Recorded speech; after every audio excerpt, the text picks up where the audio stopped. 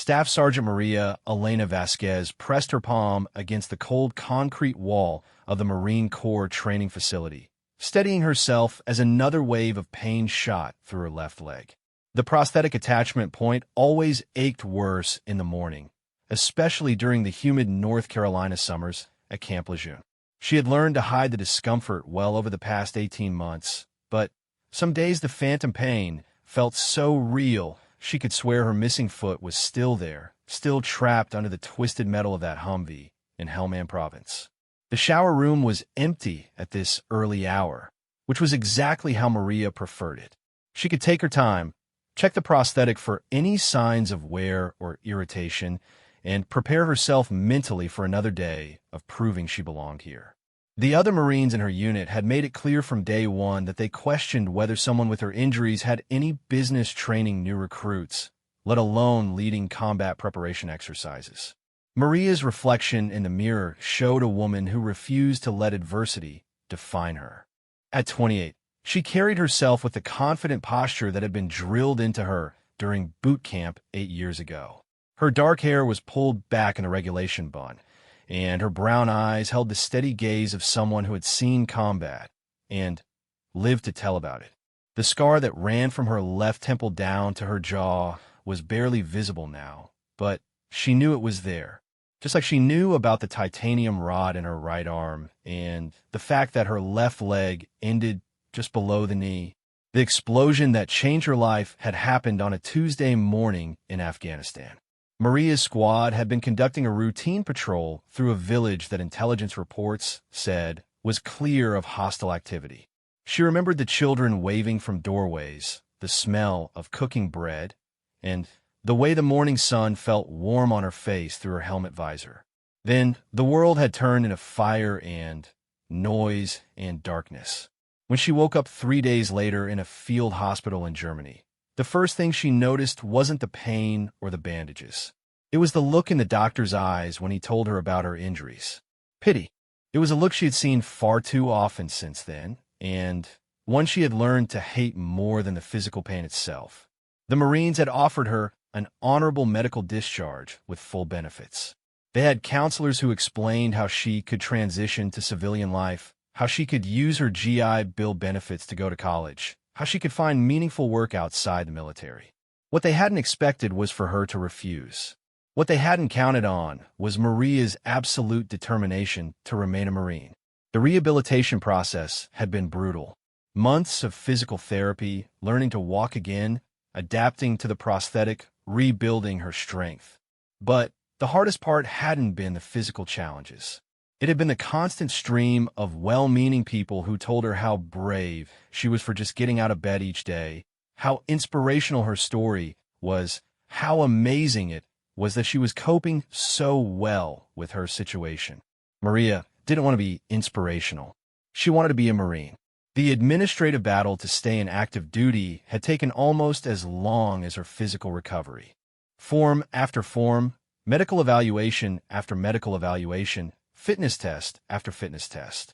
Each bureaucratic hurdle was designed to push her toward that medical discharge, toward the comfortable narrative of the wounded warrior who had given enough. But Maria had allies. Her commanding officer in Afghanistan, Colonel James Morrison, had written letters on her behalf. Her squad members had testified about her leadership under fire, about how she had saved 2 wounded Marines even after her own injuries. Most importantly, the Marine Corps was slowly beginning to recognize that wounded veterans could still serve effectively in non-combat roles.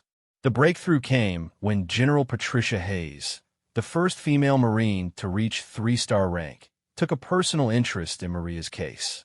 General Hayes had built her career on breaking barriers and challenging assumptions about what Marines could accomplish. When she reviewed Maria's file and saw the potential for a new kind of military service, she made some calls. That's how Maria found herself assigned to the Advanced Combat Training Unit at Camp Lejeune, responsible for preparing Marines for deployment to active combat zones. It should have been the perfect assignment. She had recent combat experience, proven leadership skills, and a deep understanding of what Marines would face in the field. Instead, she found herself fighting a different kind of battle every day. The Marines in her training unit weren't openly insubordinate. The military doesn't work that way. But there were 1,000 small ways to show disrespect, to question authority, to make someone feel unwelcome. Equipment that went missing when she needed it for training exercises. Paperwork that got lost and had to be refiled. Conversations that stopped when she walked into a room. The worst part was the comments about her injuries. Never said directly to her face, but always loud enough for her to hear. Jokes about half a Marine trying to train whole once. Speculation about how she had really been injured. Suggestions that she was only still in the Corps because of political correctness and diversity quotas. Sergeant Mike Torres was the worst of them. A career Marine with 15 years of service, Torres had done 3 tours in Iraq and 2 in Afghanistan without a scratch. He was everything the stereotypical Marine was supposed to be: tough, aggressive, and absolutely convinced that anyone who couldn't meet the exact same physical standards he did had no business wearing the uniform. Torres had a way of asking questions during training sessions that weren't really questions at all. Staff Sergeant, when you're teaching us about battlefield medicine, are you speaking from experience treating wounds or receiving treatment?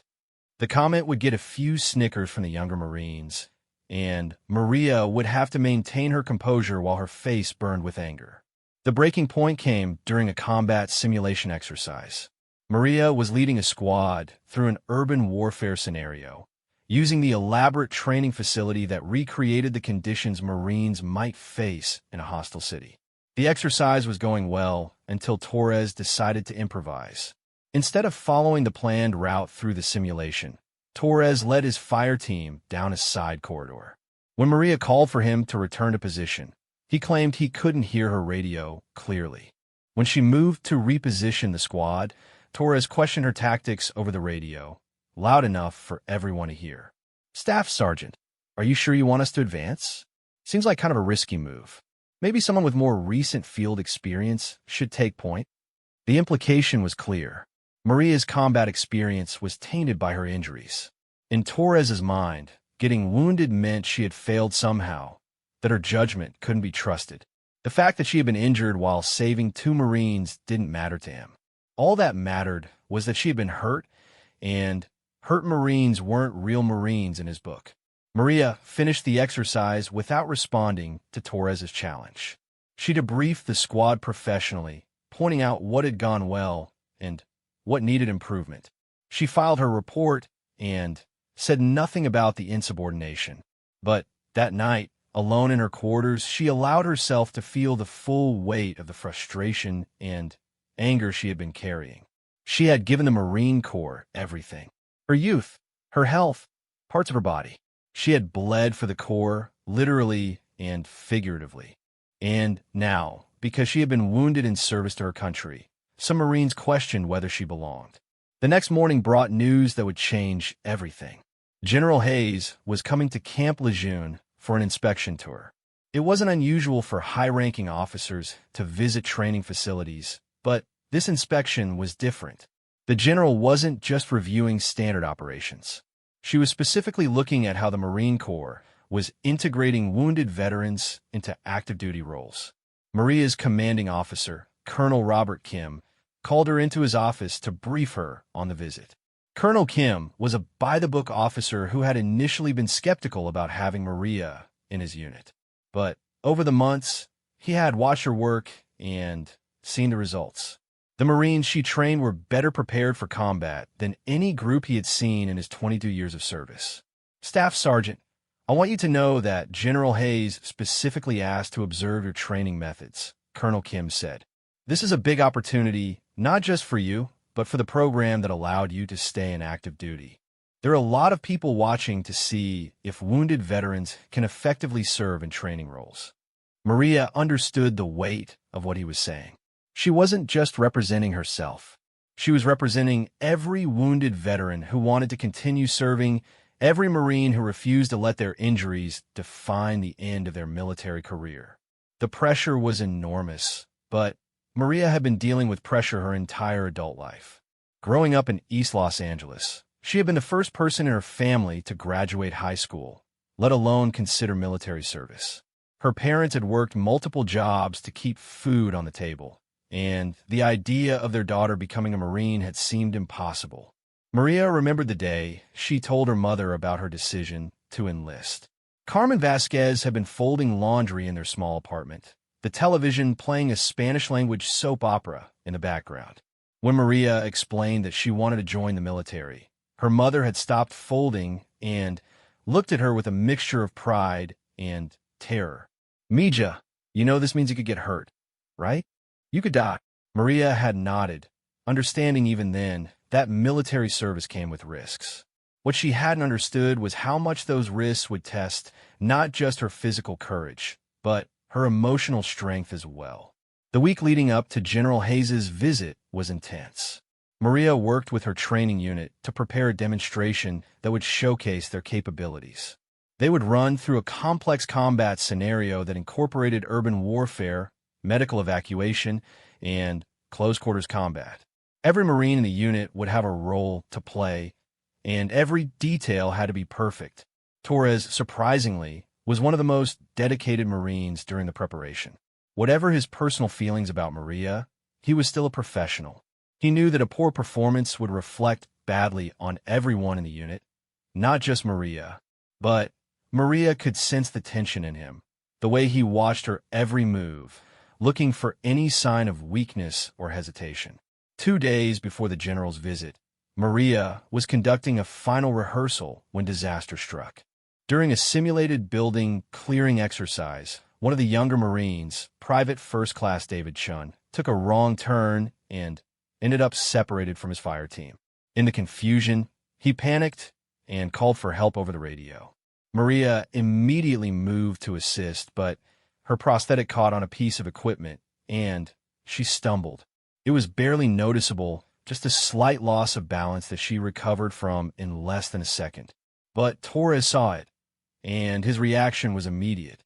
"Jesus Christ, Staff Sergeant, if you can't keep up during a training exercise, how are you supposed to teach us about real combat?" The words hung in the air like a physical presence. The other Marines stopped what they were doing and stared. Maria felt her face flush with anger, but she forced herself to remain calm. This was exactly the kind of moment that could derail everything she had worked for.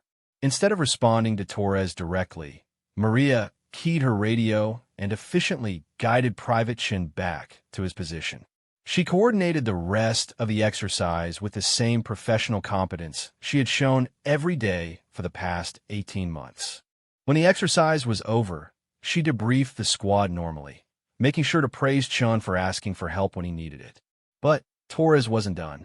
As the Marines were cleaning their equipment, he made another comment, this one loud enough for several nearby units to hear. "I just hope the general doesn't ask too many tough questions about our leadership capabilities. Might be embarrassing to have to explain some of our limitations." That night, Maria sat in her quarters and seriously considered requesting a transfer. Maybe Torres was right. Maybe she was asking too much of herself and the Marine Corps. Maybe it would be easier for everyone if she just accepted that medical discharge and moved on with her life. But then she thought about the Marines she had trained over the past 18 months.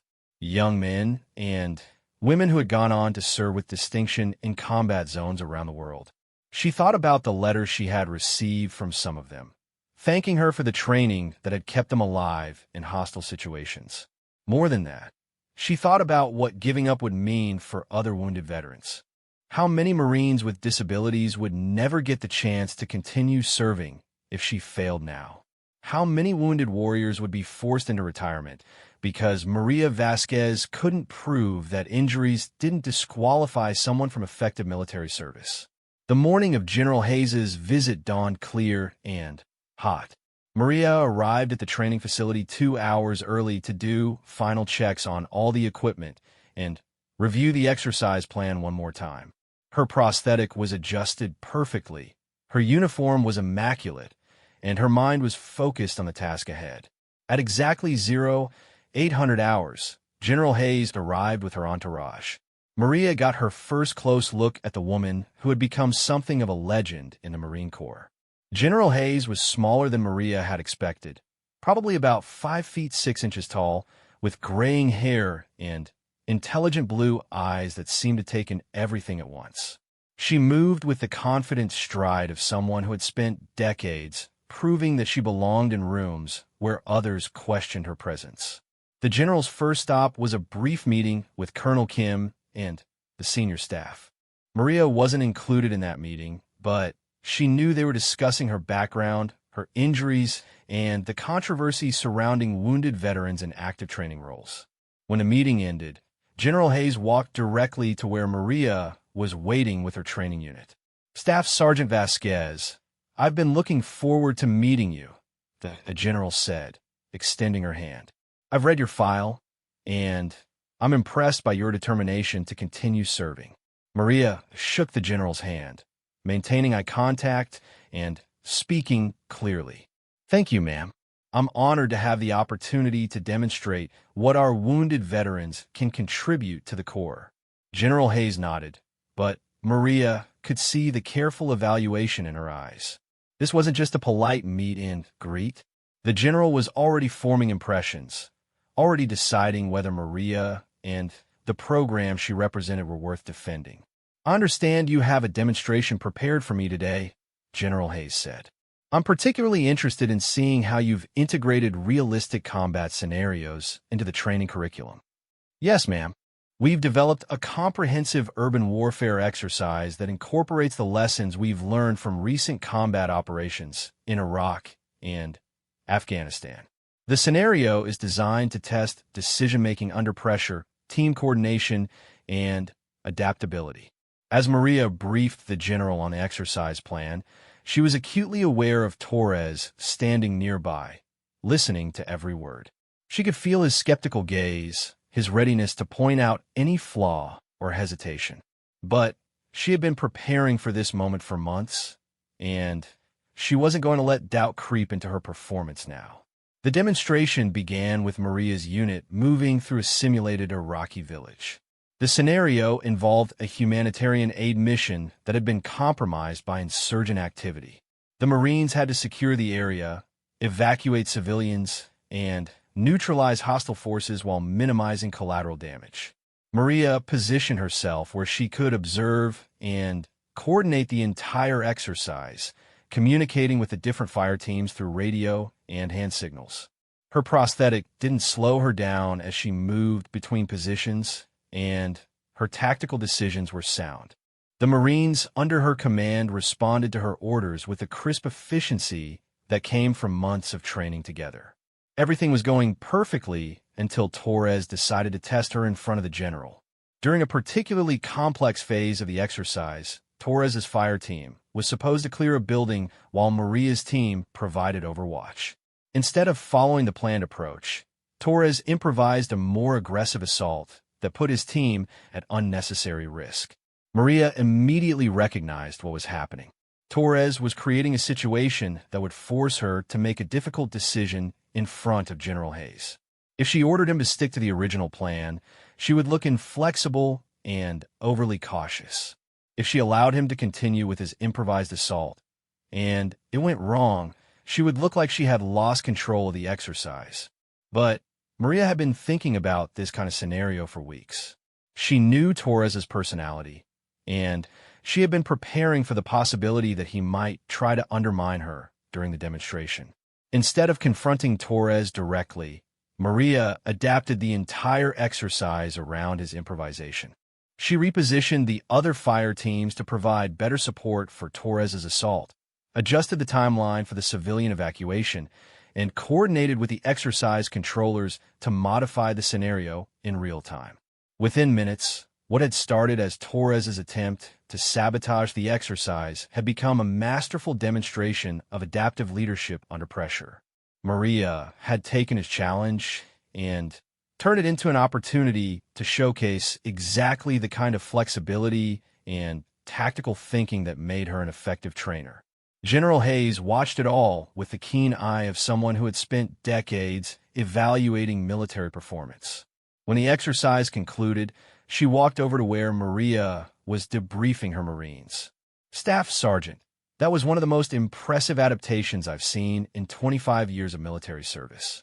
When Sergeant Torres deviated from the plan, you could have corrected him, but instead you found a way to make the entire exercise stronger.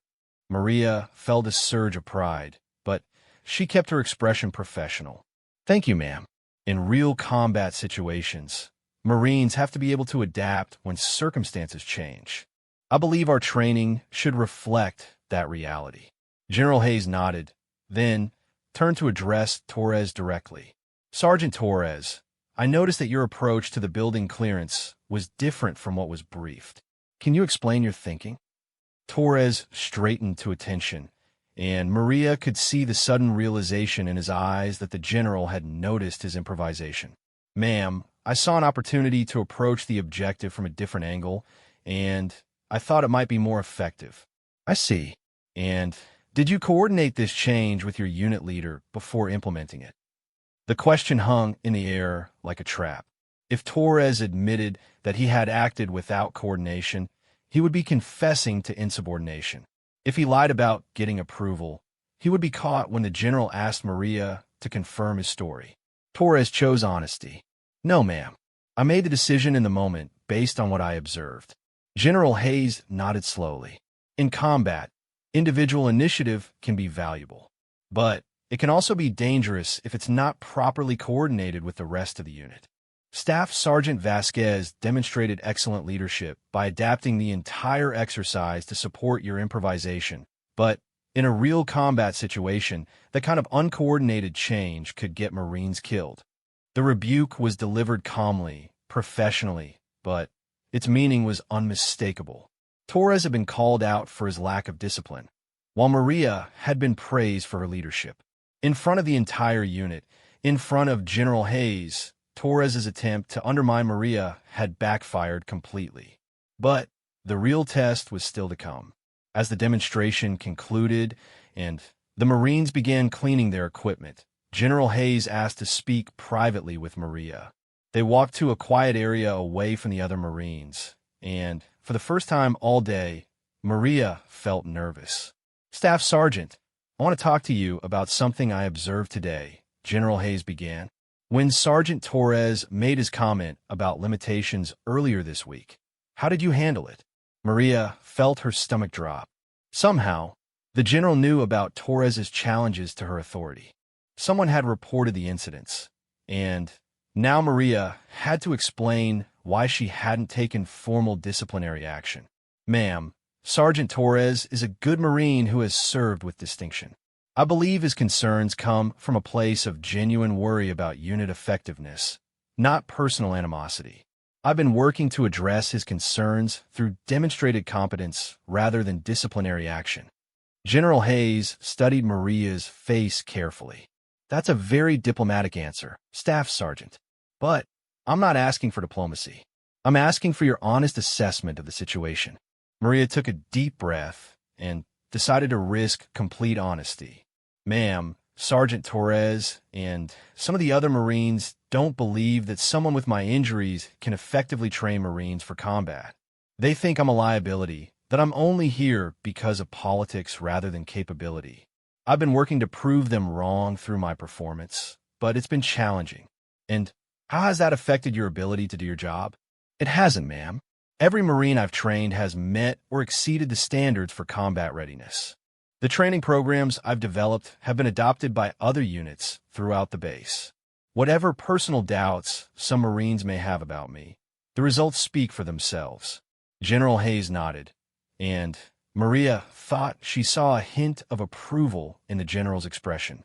Staff Sergeant, can I tell you something about my own experience in the Marine Corps?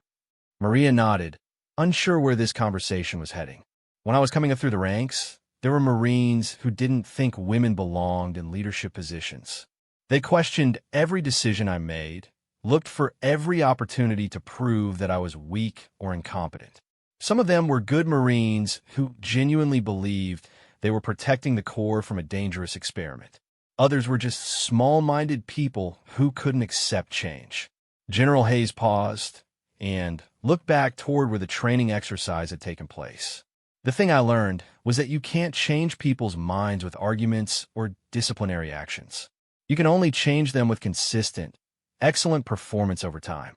What I saw today was a Marine who has clearly mastered that lesson. Maria felt a weight lifting from her shoulders that she hadn't even realized she was carrying.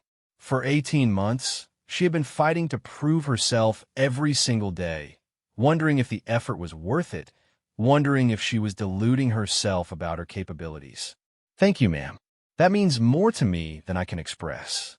General Hayes smiled, and for the first time all day, she looked less like a three-star general and more like a mentor. "Staff Sergeant, I want you to know that I'm recommending the expansion of the Wounded Veteran Training Program. Based on what I've seen here today, and based on the performance metrics from the Marines you've trained, I believe the Marine Corps needs more leaders like you, not fewer." The conversation continued for several more minutes, with General Hayes asking detailed questions about Maria's training methods, her suggestions for improving the program, and her long-term career goals. By the time they finished talking, Maria felt like she had found not just a supporter, but an advocate who truly understood the challenges she had been facing. As General Hayes prepared to leave Camp Lejeune, she made one final stop. She gathered Maria's entire training unit together and addressed them directly. "Marines, I want you to know that you are fortunate to be training under Staff Sergeant Vasquez. Her methods are innovative, her standards are high, and her commitment to your success is absolute. The Marine Corps is a better institution because Marines like her refuse to let obstacles define their service." The general paused and looked directly at Torres. "I also want to remind all of you that questioning authority is not the same as showing disrespect. Good Marines ask tough questions and demand excellence from their leaders, but they do it in a way that strengthens the unit, not weakens it." After General Hayes left, the training facility was quieter than usual. The Marines went about their duties with the subdued professionalism that often followed high-level inspections, but Maria could sense that something fundamental had changed. Torres approached her as she was finishing her end-of-day paperwork. For the first time since she had arrived at Camp Lejeune, he looked genuinely uncomfortable. "Staff Sergeant, I owe you an apology," he said. "I've been out of line, and I know it. What the general said today, it made me realize that I've been so focused on what I thought you couldn't do that I wasn't seeing what you actually were doing." Maria looked up from her paperwork and studied Torres's face. She could see that his words were genuine, that something about the day's events had genuinely affected him. "Sergeant Torres, I understand your concerns about unit effectiveness. Those concerns make you a good Marine. But I hope you've seen today that my injuries don't make me less capable of training Marines for combat. They give me a different perspective, but not a lesser one." Torres nodded slowly. "Yes, ma'am. I can see that now. And I want you to know that if anyone questions your authority in front of me again, they'll have to deal with me." It was a remarkable turnaround, but Maria had learned not to trust dramatic conversions. Real change happened gradually through consistent behavior over time. Still, Torres's apology was a start, and it signaled to the other Marines that the dynamic in the unit had shifted. That evening, Maria called her mother to tell her about the day's events. Carmen Vasquez listened to the entire story, asking questions and offering the kind of practical wisdom that had guided Maria through every major challenge in her life. "Mija, you know what this means, right?" her mother said when Maria finished talking. "What's that, Mama?" "It means you're not just fighting for yourself anymore. You're fighting for all the other Marines who will come after you, the ones who get hurt but want to keep serving. You're opening a door that was closed before." Maria understood exactly what her mother meant. General Hayes' decision to expand the Wounded Veteran Training Program would create opportunities for other disabled Marines to continue serving in meaningful roles. The example Maria had set at Camp Lejeune would become a model for other bases, other units, other Marines who refused to let their injuries end their military careers. As she prepared for bed that night, Maria felt a sense of satisfaction that went beyond personal accomplishment. She had proven that wounded Marines could serve effectively in training roles, but More than that, she had proven it to the people who mattered most, her fellow Marines. The journey had been difficult, marked by pain, frustration, and constant doubt. There had been days when the physical challenges seemed insurmountable, when the skepticism of her peers felt overwhelming, when the simplest tasks required enormous effort. But Maria had persevered because she understood something that her critics didn't. Being wounded in combat didn't make her less of a Marine. It made her a different kind of Marine, one with experiences and perspectives that could benefit the younger Marines she was training. The explosion in Afghanistan had taken her foot, but it hadn't taken her courage, her intelligence, or her commitment to the Corps. Those qualities had only been strengthened by the challenges she had faced during her recovery and rehabilitation. Tomorrow would bring new challenges, new Marines to train, new opportunities to prove that disabled veterans could contribute meaningfully to military service. There would probably be more skeptics like Torres, more moments when her abilities would be questioned, more times when she would have to choose between accepting limitations and pushing past them. But tonight, Maria Vasquez fell asleep knowing that she had won something more important than a single day's victory. She had won the recognition that courage comes in many forms, and that the Marines who refuse to give up after being wounded might be the best teachers for the Marines who have yet to face that test. 6 months after General Hayes' visit, Staff Sergeant Maria Vasquez stood before her newest class of Marine recruits fresh from Parris Island. The humid North Carolina morning clung to her uniform as she watched the young faces before her, each one carrying the nervous energy of Marines about to begin advanced combat training. Some looked confident, others anxious, but all of them were trying to figure out what to make of their new instructor. Maria had learned to read that moment of assessment in a recruit's eyes. The quick glance at her prosthetic leg, the subtle evaluation of her scars, the instant calculation of whether someone with visible injuries could teach them what they needed to know about surviving in combat. It was a look she had grown used to, but it never stopped stinging just a little. "I know what some of you are thinking," Maria began, her voice carrying across the training ground with the authority that came from 8 years of Marine Corps service. "You're wondering if someone who got hurt overseas can teach you how to stay safe. You're wondering if my injuries mean I failed somehow, and whether that failure might rub off on you." The recruits shifted uncomfortably. Most military instructors started with intimidation or inspiration, not with such direct acknowledgement of the obvious questions hanging in the air. "Here's what I want you to understand from day one," Maria continued. "I'm not here to inspire you with my story of overcoming adversity. I'm not here to be your wounded warrior poster girl. I'm here to teach you how to stay alive in combat, and I'm more qualified to do that than any instructor you've had so far." Private First Class Jamie Chun, a 19-year-old from Seattle, raised her hand tentatively. Maria had noticed Chun during the initial roll call because she was one of only 3 women in the 30-person training class, and because she had the kind of serious expression that suggested she took everything very seriously. "Yes, Private Chun." "Staff Sergeant, can I ask what happened to you? I mean, how you were injured?" The question was exactly what Maria had been expecting. Every new class asked it, usually within the first hour.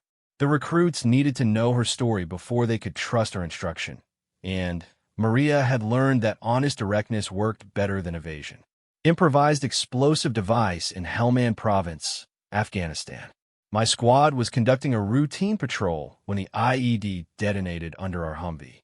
The explosion killed my driver instantly, wounded 2 other Marines, and took my left foot along with part of my lower leg." Maria paused, watching the recruits process this information. Some of them had probably never met anyone who had been seriously wounded in combat, and the reality of what she was describing was sinking in. "But here's the part that matters for your training," she continued. "The reason I survived, and the reason I was able to help save the 2 other wounded Marines in my squad, wasn't because I was tougher or braver than anyone else. It was because I had been trained well. The medical training, the tactical training, the leadership training, all of it came together in that moment when everything went wrong." Private First Class Marcus Williams, a broad-shouldered young man from Mississippi, spoke up without raising his hand. Staff Sergeant, did you know right away that you were hurt bad? No, Private Williams. And that's lesson number 1 in combat medicine. Adrenaline and shock will mask serious injury for the first several minutes after an attack. I was pulling my wounded squad mates to safety and calling for medical evacuation before I realized how badly I was hurt. That's why we drill medical procedures until they become automatic reflexes. Maria could see the shift happening in the recruits' expressions. The initial skepticism was being replaced by something more valuable, genuine attention. They were beginning to understand that her injuries weren't a liability in her teaching. They were part of her credentials. The morning's first exercise was combat medical training. Maria had developed her own curriculum based on the lessons learned from her own battlefield experience and the experiences of the Marines she had trained over the past 2 years. The program had been so successful that it was now being implemented at Marine Corps bases across the country. We're going to start with tourniquet application, Maria announced, gesturing to the training mannequins set up around the facility. This is the single most important skill you can learn for keeping your fellow Marines alive in combat. More American service members have died from preventable blood loss than from any other cause. She demonstrated the proper technique on her own prosthetic leg, showing the recruits exactly where to place the tourniquet and how tight to make it. The prosthetic made for an effective teaching tool because the recruits could see every step of the process without worrying about causing pain to a real person. Staff Sergeant, Private Chin asked during the demonstration, "How long do you have to apply a tourniquet before it's too late?" Excellent question, Chun. You have approximately 3 to 4 minutes before blood loss becomes life-threatening. But here's what they don't teach you in basic medical training. In combat conditions, with adrenaline pumping and chaos all around you, those 3 minutes feel like about 30 seconds. That's why we drill these procedures until you can do them without thinking. The recruits spent the next hour practicing tourniquet application under increasingly stressful conditions. Maria had them work in pairs, then in groups, then while loud noises played over speakers to simulate the confusion of combat. By the end of the exercise, every recruit could apply a proper tourniquet in under 60 seconds. During the lunch break, Maria noticed Private Williams hanging around the medical training area instead of joining the other recruits in the mess hall. She had learned to pay attention to Marines who isolated themselves, especially during the first week of training when homesickness and doubt were at their peak. "Something on your mind, Private Williams?" Williams looked up from the training mannequin he had been studying. "Staff Sergeant, I've been thinking about what you said about adrenaline masking injuries. My brother was hurt in a car accident last year, and he walked around for 20 minutes with a broken rib before he realized he was hurt. Is it really like that in combat?" Maria sat down on a nearby equipment crate, recognizing that Williams needed more than just a quick answer. These conversations, the ones that happen away from the formal training environment, were often the most important part of her job. "It's exactly like that, but worse," she said. "In a car accident, once the immediate danger is over, you can start to assess your injuries. In combat, the danger continues, sometimes for hours. I've seen Marines function effectively with serious wounds because they knew their squad was counting on them." Williams nodded, but Maria could see there was more he wanted to ask. "What's really on your mind, Private?" "My dad thinks I'm crazy for joining the Marines. He says with everything going on in the world, I'm just asking to get hurt. When I look at your injuries, I wonder if maybe he's right." It was a conversation Maria had had many times over the past 2 years, but it never got easier. These young Marines needed honesty about the risks they faced, but they also needed confidence in their training and their ability to handle those risks. "Your father loves you and wants to keep you safe," Maria said. "That's what fathers do. But here's what I want you to understand about military service. Yes, there are risks. Yes, some of us get hurt. But the training you receive here, the skills you develop, the bonds you form with your fellow Marines, all of that gives you the best possible chance of coming home safely." Williams was quiet for a moment, processing what she had said. "Staff Sergeant, do you ever regret joining the Marines? Because of what happened to you?" Maria had been asked this question dozens of times by recruits, by reporters, by well-meaning civilians who couldn't understand why someone would choose to stay in the military after being wounded. Her answer was always the same, and it was always completely honest. Private Williams, I regret that my driver died in that explosion. I regret that 2 good Marines were wounded. I regret that my injuries have caused worry for my family. But I don't regret becoming a Marine, and I don't regret the decision to stay in the Corps after I was wounded. This uniform represents the best of what America can be, and I'm proud to wear it. The afternoon training session focused on small unit tactics. Maria led the recruits through a series of exercises designed to teach them how to move effectively as a team, how to communicate under pressure, and how to adapt when their original plans went wrong. The exercises took place in a mock urban environment that replicated the kind of settings where Marines were most likely to see combat. Concrete buildings, narrow alleys, multiple levels, and plenty of places where enemy fighters could hide or launch surprise attacks. The key to urban combat, Maria explained as she positioned the recruits for their first exercise, is communication and coordination. In an open battlefield, you can see your entire unit and assess the tactical situation at a glance. In an urban environment, your squad might be spread across multiple buildings with limited visual contact. She divided the recruits into 4-person fire teams and assigned each team a specific objective within the mock urban environment. The exercise scenario involved securing a building that was reportedly being used as a weapons cache by insurgent forces. Private Chin's fire team was assigned to clear the first floor of the target building, while Private Williams's team secured the surrounding area. The other teams had supporting roles, providing overwatch and managing entry and exit routes. Maria positioned herself where she could observe the entire exercise while providing guidance through radio communication. Her prosthetic didn't slow her down as she moved between observation points, and her tactical commentary was based on real combat experience rather than theoretical knowledge. The exercise started well, with both teams moving methodically toward their objectives. Chin's team used proper building entry techniques, checking corners, and communicating their movements clearly.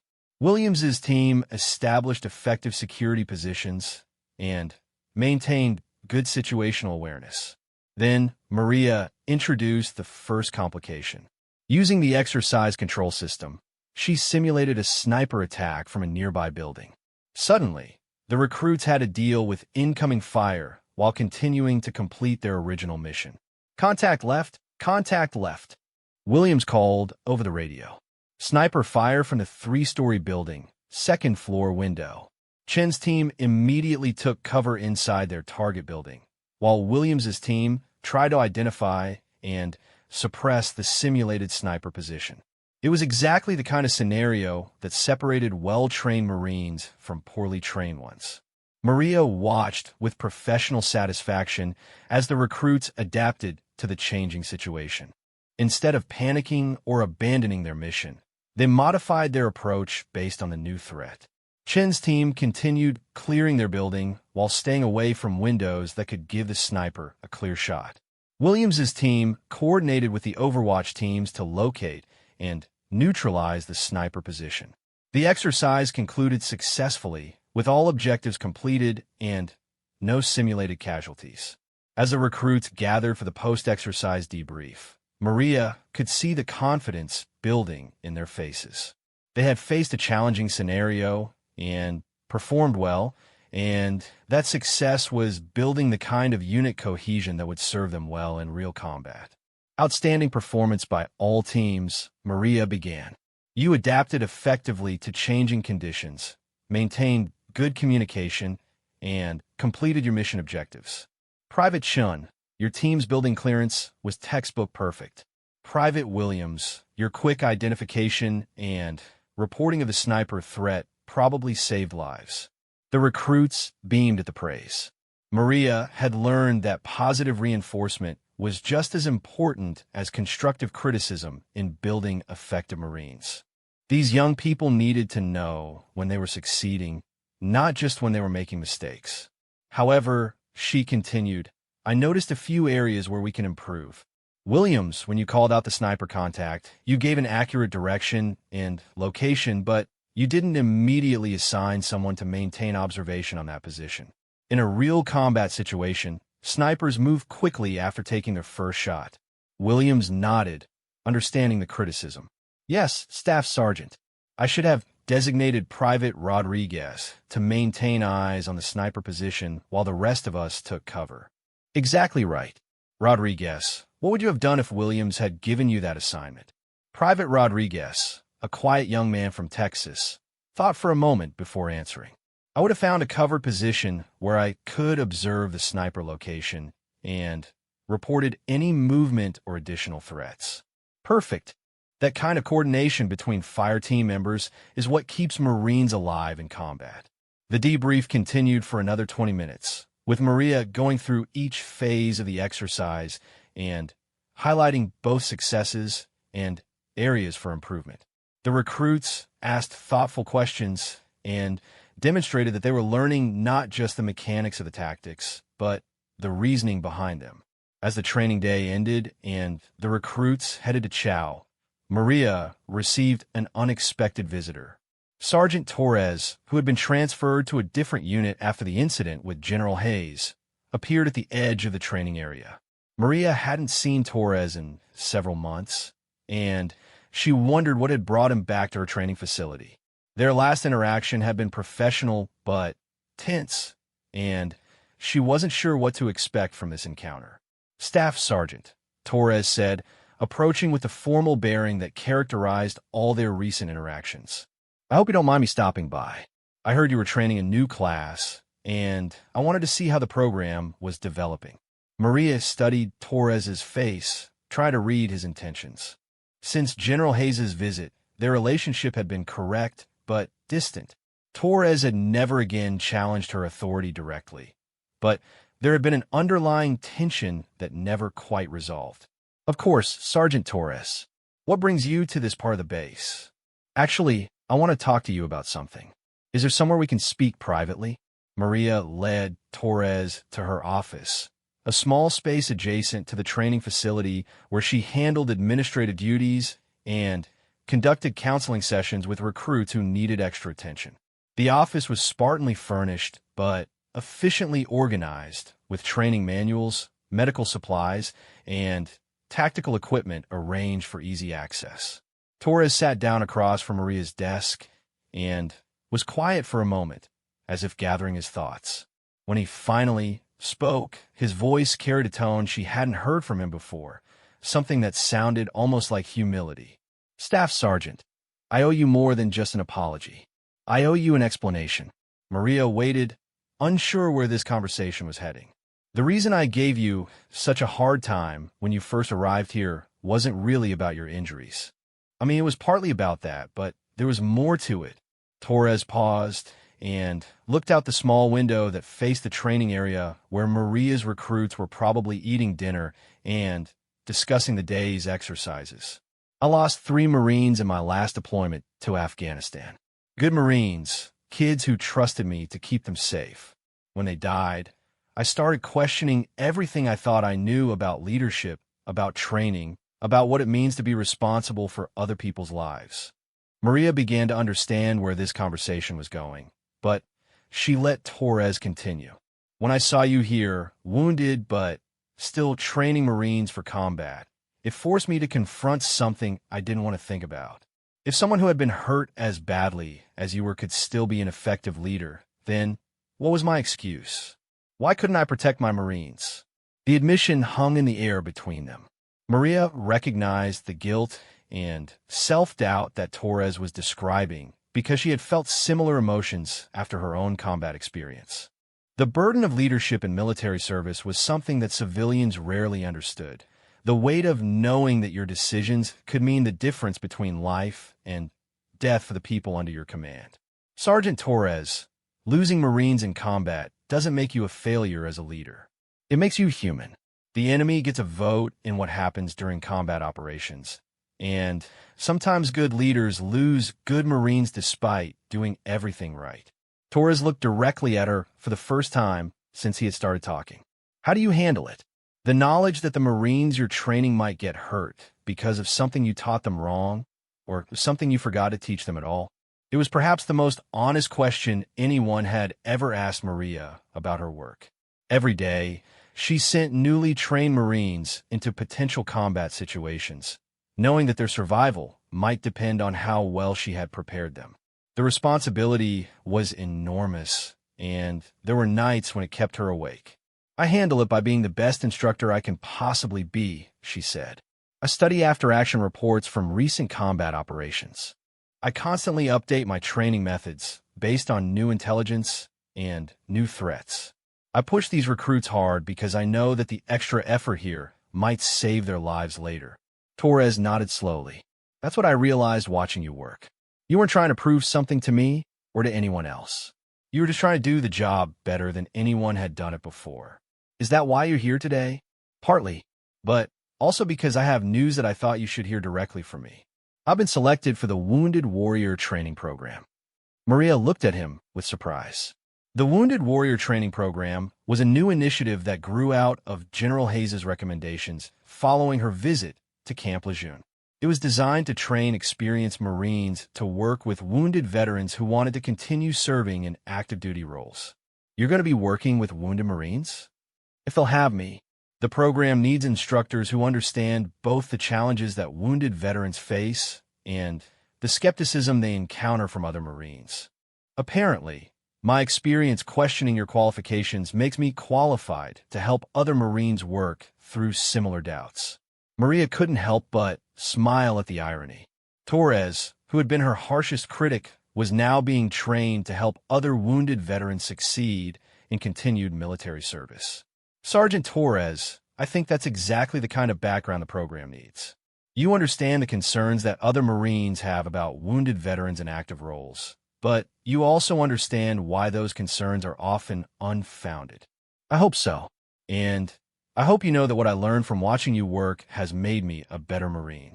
You showed me that adapting to circumstances isn't the same as lowering standards. After Torres left, Maria remained in her office for a while, thinking about the conversation and what it represented. When she had first arrived at Camp Lejeune 2 years ago, she had been focused primarily on proving that she deserved to be there.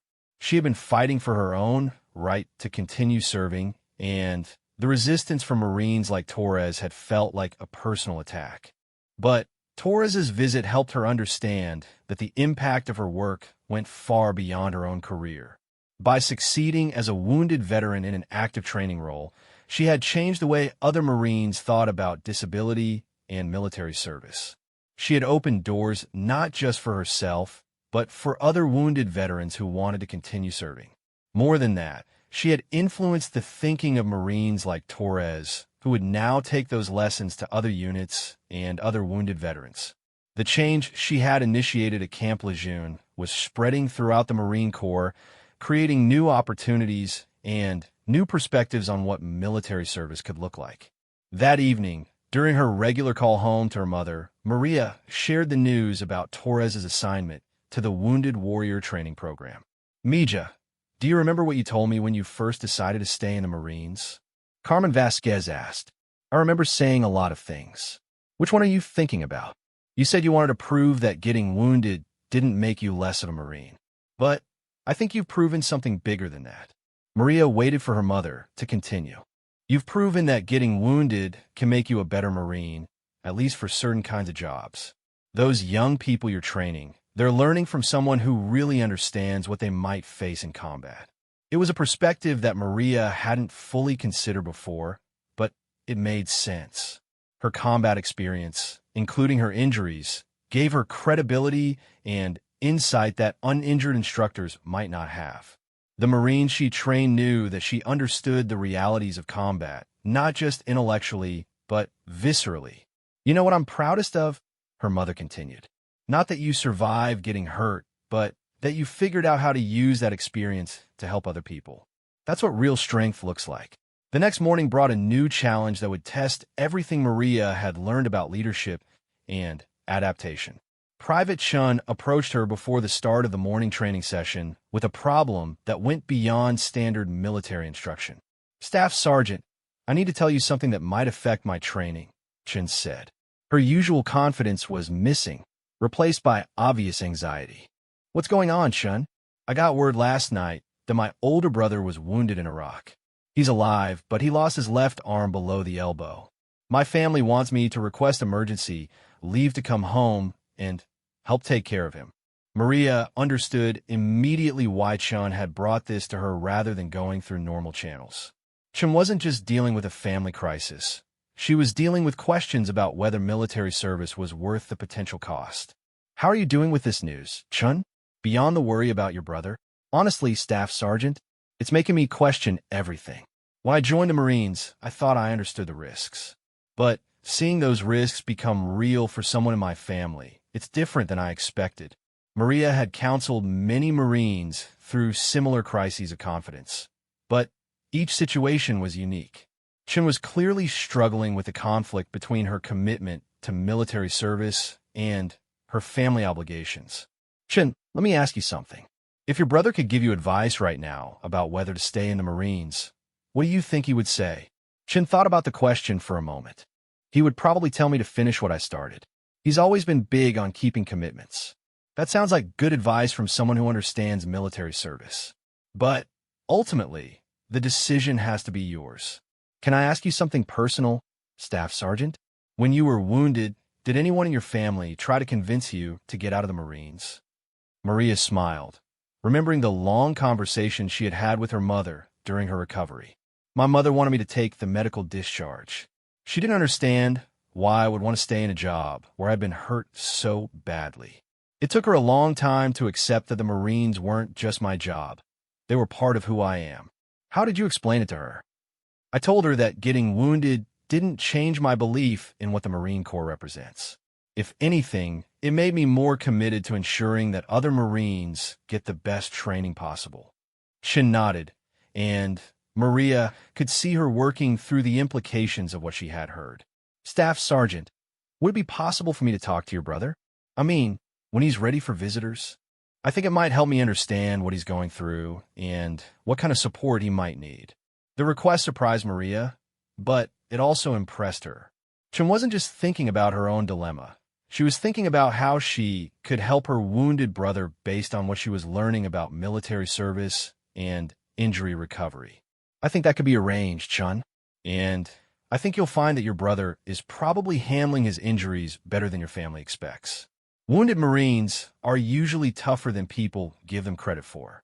The morning training session focused on advanced marksmanship, with emphasis on accuracy under stress. Maria had designed the course to replicate the conditions Marines might face in real combat situations. Limited time, multiple targets, and psychological pressure. The recruits took turns shooting from various positions while simulated explosions played over speakers and artificial smoke filled the air. It was designed to be disorienting and stressful, forcing the Marines to rely on their training rather than their comfort level. Private Williams was struggling with the exercise, clearly frustrated by his performance under the stress conditions. Maria watched him miss several shots that he would normally make easily, and she could see his confidence starting to erode. Williams, take a knee for a minute, she called out. Let's talk about what's happening. Williams approached with obvious embarrassment. Staff Sergeant, I can't seem to hit anything when all that noise is going on. I'm usually a good shot, but this is different. That's exactly the point of the exercise, Williams. Combat marksmanship isn't about being a good shot at the range. It's about being an effective shot when everything around you is chaos. Maria led him through a breathing exercise designed to help Marines maintain focus under pressure. It was a technique she had learned during her own recovery when dealing with the anxiety and stress that often accompanied physical therapy and prosthetic training. The key is to create a bubble of calm around yourself, even when everything outside that bubble is chaos. Your breathing becomes your anchor point, something you can control when everything else feels out of control. Williams tried the technique and immediately showed improvement in his shooting accuracy. More importantly, he seemed to regain his confidence and his ability to concentrate despite the distracting environment. Staff Sergeant, How did you learn to do that? The breathing thing. Physical therapy after I was wounded. When you're learning to walk again with a prosthetic, everything feels unstable and unpredictable. The breathing exercises help you find something solid to focus on while everything else adjusts. It was another example of how Maria's injury experience enhanced rather than limited her ability to train Marines. The coping strategies she had learned during her recovery were directly applicable to combat stress management, and she could teach them from personal experience rather than textbook knowledge. The afternoon brought news that would significantly expand Maria's responsibilities. Colonel Kim called her to his office to discuss a new assignment that had come down from Marine Corps headquarters in Washington. Staff Sergeant, I've received orders to assign you as the lead instructor for a new program called Combat Stress Inoculation Training. It's designed to prepare Marines for the psychological challenges of combat, and it's based largely on the methods you've developed here. Maria felt a surge of pride mixed with apprehension. The assignment was a clear recognition of the success of her training programs, but it also meant taking on a much larger scope of responsibility. Sir, can you tell me more about the scope of this program? You'll be training other instructors from bases across the country. The goal is to standardize combat stress preparation throughout the Marine Corps, using your experience and methods as the foundation. Colonel Kim handed her a folder containing the preliminary program outline. As Maria reviewed the materials, she could see that the program incorporated many of the techniques she had developed for her own recruits. Breathing exercises, stress inoculation through realistic training scenarios, and psychological preparation for the unexpected challenges of combat. Sir, this is a significant expansion from my current duties. May I ask why I was selected for this assignment? Colonel Kim smiled. Staff Sergeant, your methods have produced Marines who perform better in combat than any other training program in the Corps. More than that, you've shown that wounded veterans can contribute in ways that we never considered before. This assignment is recognition of both your training innovation and your leadership. The promotion meant Maria would be working with experienced Marines from across the country, many of whom might have the same initial skepticism about wounded veterans that Torres had shown when she first arrived at Camp Lejeune. But it also meant the opportunity to influence military training on a national scale. When does the program begin, sir? You'll start with a pilot program next month, training 20 instructors from 10 different bases. If the pilot is successful, the program will be expanded to all Marine Corps training facilities within the year.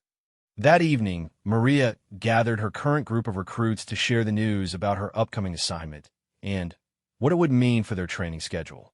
She also wanted to use the opportunity to reinforce some of the lessons they had been learning about adaptation and leadership.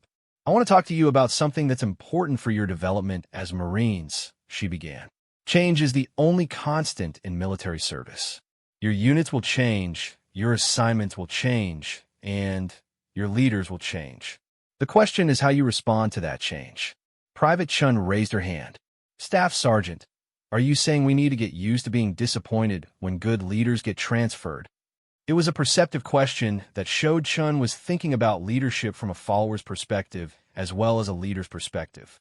I'm saying you need to understand that good leadership isn't dependent on any single person. The skills you're learning here, the standards you're developing, the bonds you're forming with your fellow Marines, those things travel with you regardless of who your next instructor might be. Private Williams spoke up. But what if our next instructor doesn't understand what we've learned here? What if they want to do things differently? Maria had been wondering the same thing. Her replacement would undoubtedly have different methods and different priorities, and there was a risk that some of the progress her recruits had made might be lost. Williams, that's where your leadership comes in. Good Marines don't just follow orders. They also preserve and transmit the best practices they've learned. You'll have opportunities to share what you've learned here with other Marines throughout your career. The conversation continued for another 30 minutes, with the recruits asking thoughtful questions about military careers, leadership development, and how to maintain high standards even when circumstances changed. Maria could see that they were beginning to think like Marines rather than just trainees. As the session ended and the recruits headed back to their barracks, Private Chun lingered behind. Staff Sergeant, I've made a decision about my brother and about staying in the Marines.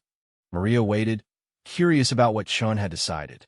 I want to finish my training here, but I also want to request leave to visit my brother before I get my permanent assignment. I think I can help him understand that getting wounded doesn't have to end his military career if he doesn't want it to. It was exactly the kind of mature thinking that Maria hoped to develop in all her recruits. Chun was learning to balance personal obligations with professional commitments, and she was looking for ways to use her military training to help her family. I think that's an excellent plan, Chun, and I think your brother will benefit from talking to someone who understands military service from his perspective. Staff Sergeant, can I ask you one more question? Of course. When you move on to this new assignment, how will you know if you're succeeding? I mean, with us, you can see our progress in training exercises and tests. But with instructors, how do you measure whether you're making a difference? It was a question that Maria had been pondering since receiving news of the assignment. Training instructors was fundamentally different from training recruits, and success would be measured in more abstract terms. Chun, I think I'll know I'm succeeding when other wounded veterans start getting opportunities to continue serving in meaningful roles. When Marines with disabilities stop being seen as problems to be managed and start being seen as resources to be utilized. That sounds like a big goal. It is, but big goals are worth pursuing, especially when they can benefit other people who face similar challenges. That night, as Maria prepared for bed, she reflected on how much had changed since her arrival at Camp Lejeune 2 years ago. She had come here focused primarily on proving that she deserved to continue serving despite her injuries. Now, she was preparing to take on a role that would influence military training throughout the Marine Corps. The journey had been more difficult than she had anticipated, marked by physical pain, professional challenges, and personal doubt. But it had also been more rewarding than she had hoped, creating opportunities not just for herself, but for other wounded veterans who wanted to continue serving. As she performed her nightly routine of checking her prosthetic and preparing for the next day, Maria thought about the conversation she would have with her mother tomorrow. Carmen Vasquez would be proud of the assignment, but she would also worry about the additional pressure and responsibility. More than that, her mother would understand what this assignment represented in terms of changing perceptions about disability and military service. The little girl from East Los Angeles who had surprised everyone by joining the Marines was now being asked to help reshape how the Marine Corps thought about wounded veterans. Tomorrow would bring new challenges and new opportunities. The pilot program for combat stress inoculation training would test not just Maria's instructional abilities, but her ability to work with experienced Marines who might question her methods or her qualifications. But tonight, Staff Sergeant Maria Vasquez fell asleep knowing that she had proven something important. That wounded Marines could not only continue serving effectively, but could also lead the way in developing new approaches to military training and leadership development. The Pentagon briefing room felt different from any space Staff Sergeant Maria Vasquez had occupied in her 10 years of Marine Corps service. The polished conference table, the formal portraits of military leaders, and the quiet efficiency of the staff all spoke to a level of military hierarchy that she had only read about in regulations and organizational charts. 18 months had passed since Maria began the combat stress inoculation training program. What had started as a pilot project with 20 instructors from 10 bases had grown into a Marine Corps-wide initiative that was being studied by military organizations around the world. Now, Maria found herself sitting across from a panel of generals, preparing to brief them on the program's success and its implications for the future of military training. General Patricia Hayes, now a 4-star general and the Marine Corps senior leader for training and education, sat at the head of the table. She had been Maria's advocate from the beginning, and her presence provided a measure of comfort in what was otherwise an intimidating environment. Staff Sergeant Vasquez, General Hayes began, "We've asked you here today because the Combat Stress Inoculation Training Program has exceeded every performance metric we established. Before we discuss expansion to other service branches, We'd like to understand what you believe has made this program so successful. Maria had prepared for this question, but sitting in the Pentagon briefing room made even familiar material feel more weighty and consequential. General Hayes, I believe the program's success comes from three key factors. First, we're training instructors who have personal experience with combat stress, including wounded veterans who understand both the physical and psychological challenges of military service. Second, we're using training methods that replicate the actual conditions Marines will face in combat, rather than idealized scenarios. Third, we're teaching psychological resilience as a skill that can be learned and improved, not as an innate characteristic that some people have and others don't. General Robert Chun, the Marine Corps' Deputy Commandant for Combat Development, leaned forward in his chair. Staff Sergeant, the data shows that Marines trained through your program have significantly lower rates of post-traumatic stress and combat-related anxiety disorders. Can you explain why you think that is? It was a question that went to the heart of what Maria had been working toward for the past 3 years. The statistics were impressive. Marines trained through the Combat Stress Inoculation Training Program showed a 40% reduction in stress-related incidents and a 60% improvement in unit cohesion metrics. Sir, I believe it's because we're preparing Marines for the psychological reality of combat, not just the tactical reality. Traditional training focuses on physical skills and tactical knowledge, which are essential. But combat also involves fear, confusion, sudden loss, and difficult moral decisions. Our program helps Marines develop coping mechanisms for those challenges before they encounter them in the field. General Maria Santos, the first Latina to reach 3-star rank in the Marine Corps, spoke next. Staff Sergeant, there's been some discussion about whether psychological preparation might actually make Marines more hesitant or less aggressive in combat situations. How do you respond to that concern? Maria had heard this criticism before, usually from older Marines who believed that toughness was the only psychological preparation needed for combat. She had learned to address it directly and with data. General Santos, our performance metrics show exactly the opposite. Marines trained through our program demonstrate better decision-making under pressure, more effective teamwork, and actually higher levels of tactical aggression when appropriate. Psychological preparation doesn't make Marines weak. It makes them more effective. The briefing continued for another hour, with Maria answering detailed questions about training methodologies, instructor selection criteria, and program implementation challenges. The generals were clearly impressed with the results, but they were also trying to understand whether the program could be scaled up to training hundreds of thousands of service members across all military branches. As the formal briefing concluded, General Hayes asked Maria to remain behind for a private conversation. When the other generals had left the room, Hayes's formal demeanor relaxed slightly. Maria, I want to talk to you about something that goes beyond the scope of today's briefing, Hayes said.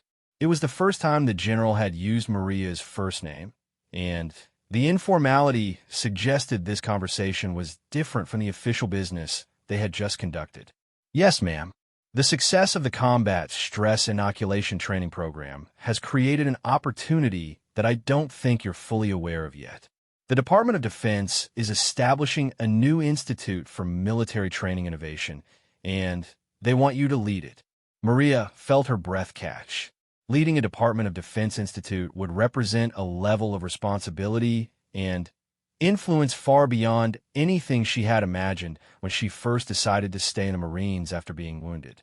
General, I'm honored by the consideration, but I have to ask, am I qualified for that kind of position? General Hayes smiled. Maria, 3 years ago you were a wounded staff sergeant fighting to prove that you deserve to stay in the Marine Corps.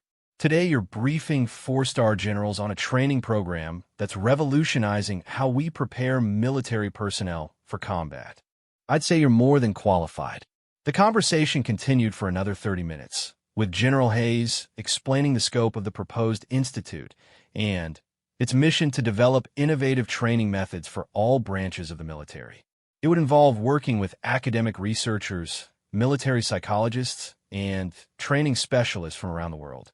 More importantly for Maria, it would create opportunities for other wounded veterans to contribute to military training and leadership development.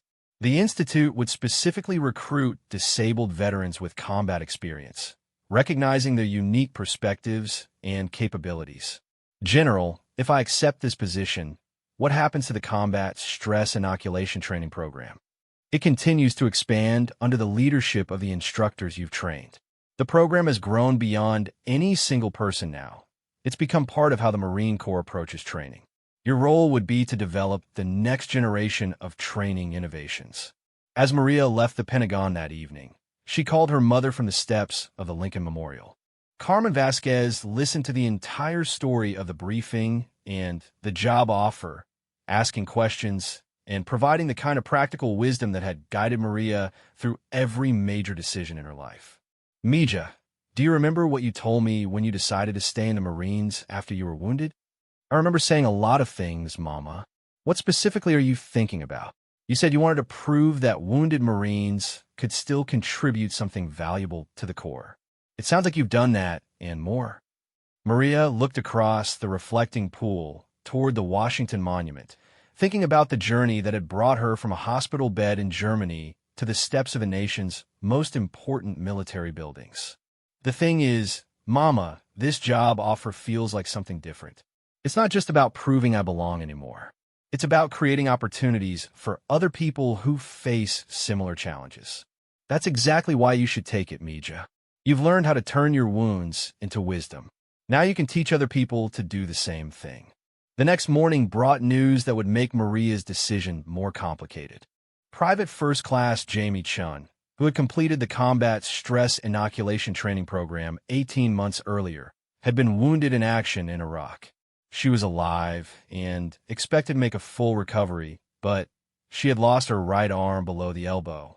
Maria immediately called the military hospital where Chun was being treated.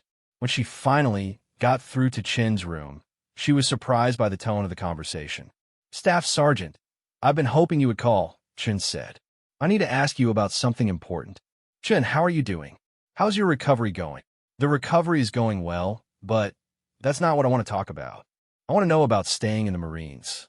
Maria felt a familiar mix of pride and concern. Chin was facing the same decision that Maria had confronted 3 years earlier, and the outcome would depend on many of the same factors that had influenced Maria's own choice. "Chin, what are you thinking about staying in?" "Staff Sergeant, the training you gave us saved my life and the lives of my squad members. When the IED went off, I was able to stay calm, assess the situation, and coordinate medical evacuation for the other wounded Marines. The psychological preparation made all the difference." Maria listened as Chun described the attack and her response to it. It was clear that the combat stress inoculation training had worked exactly as intended, giving Chun the mental tools she needed to function effectively under extreme pressure. "Chun, I'm proud of how you handled that situation, but staying in the Marines after being wounded is a personal decision that only you can make." "I know, Staff Sergeant, but I also know that if I get out now, I'll always wonder what I could have contributed if I had stayed. The Marine Corps is changing how it thinks about wounded veterans, and I want to be part of that change." The conversation continued for another 20 minutes, with Maria sharing her own experience and offering guidance about the challenges Chun would face if she decided to stay in active duty. By the end of the call, Maria was convinced that Chun had the determination and capability to succeed as a wounded Marine. More than that, Chin's situation helped clarify Maria's thinking about the Department of Defense job offer. The Institute would create systematic opportunities for Marines like Chun to continue serving in meaningful roles, rather than leaving their futures to individual battles with military bureaucracy. 3 days later, Maria found herself back at Camp Lejeune, visiting the training facility where her Marine Corps career had been transformed. The base looked the same, but everything felt different now that she was seeing it from the perspective of someone preparing to take on national-level responsibilities. She was there to observe the latest group of recruits going through the Combat Stress Inoculation Training Program, now taught by instructors she had trained. Watching the exercise was like seeing her own methods reflected through the lens of other Marines' experience and expertise. The current instructor was Gunnery Sergeant Rebecca Torres, sister of the Sergeant Torres who had initially challenged Maria's authority. Rebecca Torres had lost both legs below the knee in a helicopter crash in Afghanistan, and she had used the Wounded Veteran Training Program to build a successful career in military education. Recruits, the key to managing combat stress is understanding that courage isn't the absence of fear, Gunnery Sergeant Torres was explaining. Courage is the ability to function effectively despite fear. The breathing techniques we're practicing today will help you maintain that functionality when everything around you is chaos. Maria watched the recruits practice the stress inoculation exercises she had developed, now refined and improved by dozens of instructors over the past 2 years. The program had evolved beyond her original conception, incorporating new techniques and addressing challenges she hadn't anticipated. After the training session, Maria met privately with Gunnery Sergeant Torres to discuss the program's development and its future direction. Staff Sergeant Vasquez, I wanted to thank you for creating the opportunity that allowed me to stay in the Marines, Torres said. When I was wounded, I thought my military career was over. The Wounded Veteran Training Program gave me a way to continue serving that uses my experience rather than being limited by my injuries. Gunnery Sergeant Torres, you've taken the program far beyond what I originally developed. The improvements you and the other instructors have made are impressive. That's the beauty of what you started. You created a framework that could grow and adapt based on the experiences of all the Marines involved in it. The conversation reinforced Maria's growing conviction that accepting the Department of Defense position was the right decision. The combat stress